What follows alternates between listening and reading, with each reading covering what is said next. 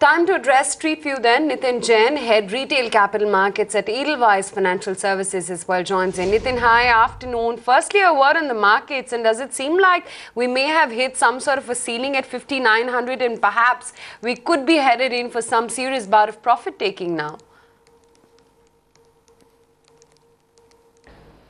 That possibility can't be ruled out, but obviously, like all of us, I am equally surprised by the strength of the movement over the last couple of weeks.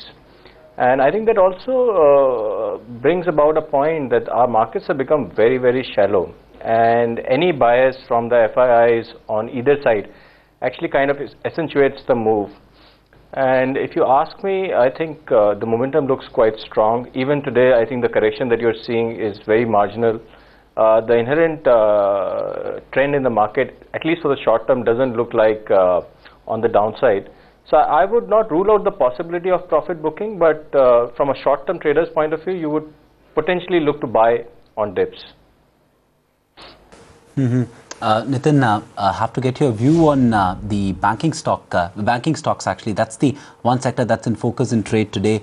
We've seen CLSA come out with a report downgrading a whole host of banking stocks. What's your view on the banking pack, and would you continue to have a bias in favor of private banks?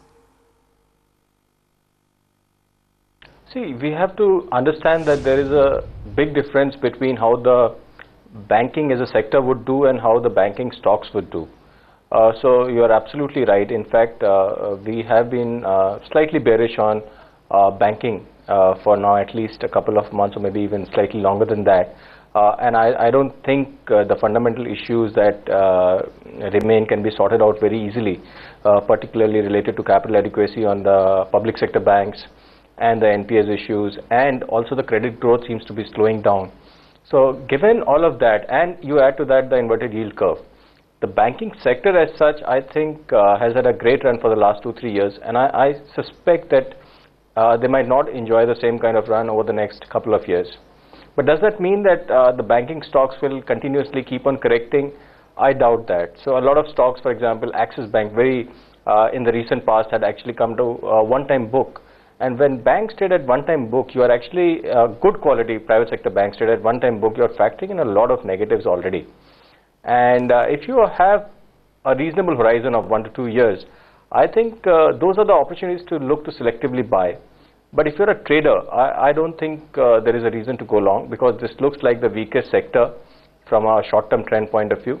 And you should probably look to even short if you get an opportunity, maybe 5-10% above the current levels. What's the word on IT then, Nitin? Does it seem like the market is going to continue to find cover in this sector? No, IT, I believe, is a new private sector banking. I mean, for some time, people were just fascinated by the private sector banks. And I think the same trend you're seeing in IT. Everybody is overweight IT, and I don't think this is over yet. I still think there's a good 15-20% upside still left in some of these large cap stocks. In fact, some of the mid cap stocks are even more interesting, stocks like Mindtree and all. Obviously, the rupee at 63, 64 benefits them a lot. And I think there's a consensus trade right now to go long IT. Even from a short-term trend point of view, it looks reasonably strong. And if you're an investor, you'll have a 1 to 2 year kind of a horizon. I think large cap IT is your bet. Nitin, what about the telecom pack?